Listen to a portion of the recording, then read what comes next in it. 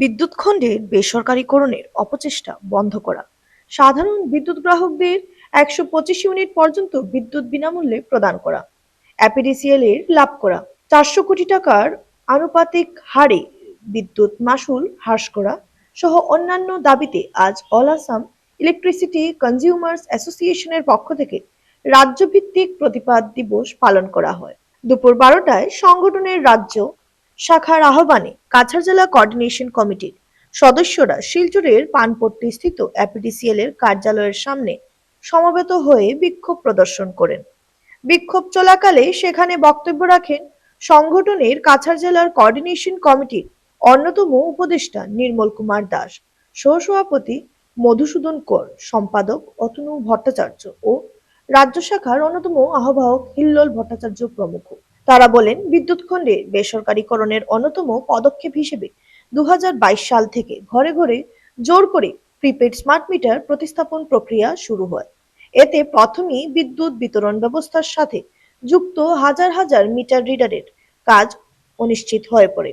পাশাপাশি স্বাধীনতার পর থেকে জনগণের ট্যাক্সের টাকায় গড়ে ওঠা বিদ্যুৎ বিভাগের পরিষেবামূলক চরিত্রকে এক ধাক্কায় পরিবর্তন করে ব্যবসায়িক পণ্য পরিণত হয়।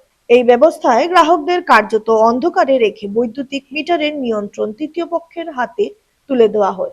এতে গোটা রাজ্যের গ্রাহকদের বিদ্যুৎ বিল আগের তুলনায় বহুগুণ বৃদ্ধি পায়। গোটা রাজ্যে প্রতিবাদের ঝড় ওঠে, কিন্তু কর্পোরেট বান্ধব আসাম সরকার এতে কর্ণপাত করেনি।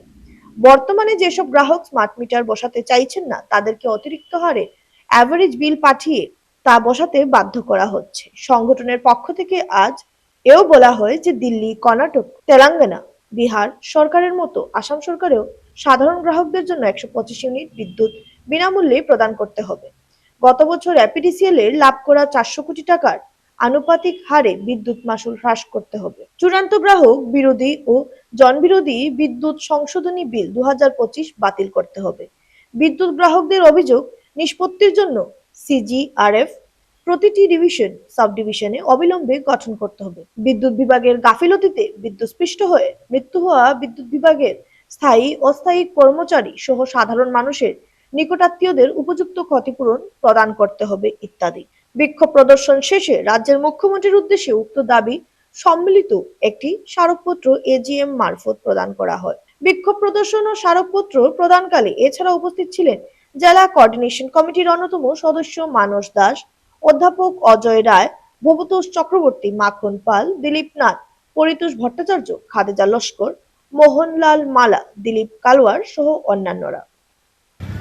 আমাদের যে ন্যায্য দাবিগুলো ছিল সরকার কোনোভাবেই সেটা মানতে পারছে না। তার জন্য আমাদের বৃহৎ আকারে সবাইকে নিয়ে আন্দোলনকে এগিয়ে নিয়ে যাওয়ার জন্য আমি সবার কাছে আহ্বান করছি।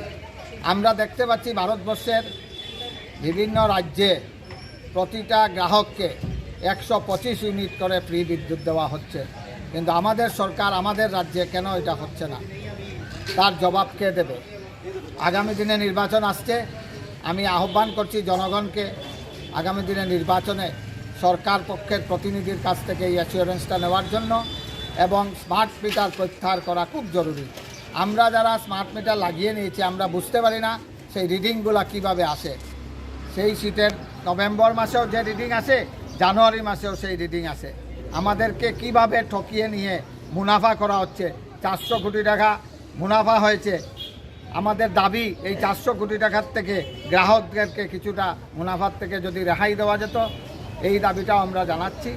আবারও বলছি, যে কোনো উপায়ে ১২৫ ইউনিট বিদ্যুৎ প্রত্যেক গ্রাহককে ঘরে ঘরে দেওয়ার জন্য আমি অনুরোধ রাখছি, এবং আগামী দিনে যদি আমাদের দাবি দেওয়া পূরণ না করে তাহলে আমরা বৃহত্তর আন্দোলনে যাব। এই বলেই আমি আবারও সবাইকে সংগ্রামী অভিনন্দন জানিয়ে আমার অল আসাম কনজিউমার ইলেকট্রিক অ্যাসোসিয়েশনের শ্রীবৃদ্ধি কামনা করছি।